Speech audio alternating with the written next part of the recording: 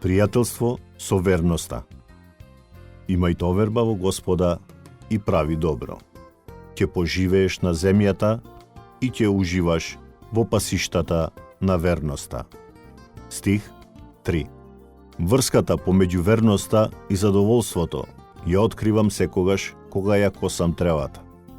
Најчесто работата не ми пречи, но во напорните денови помислувам: подобро е да го завршам ова, за на моите соседи да не им е жал што живеат покрај мене. Работата ја започнувам од должност, но на крајот уживам во мирисот на свежо искосената трева и во чувството на добро завршена работа. Со прифаќање мали можности за верност, повторно ја откриваме моќта на задоволството, која преобразува.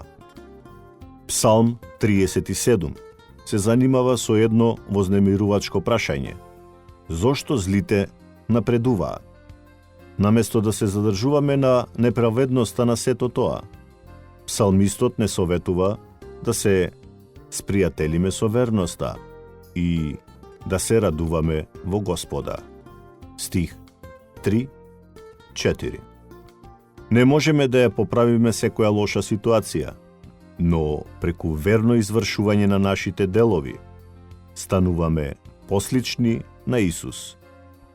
Преку верноста во малите одлуки ќе се радуваме во Бог и ќе придонесеме кон мирот, кој Бог го наумил за овој свет. Стих 10 продолжува: и за кусо време злобникот ќе го снема.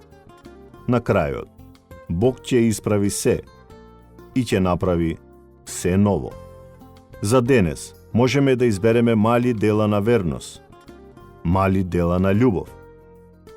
Преку спријателување со Божјата верност, ние можеме да се преобразиме во верни луѓе, правејќи го нашето мало ќоше на светот место каде што прелева мирот, предвкус за Божјото владење на мирот, кое настапува. Малку по малку, волјата Божја ќе се исполни на земјата, како што е на небото. April Fiat.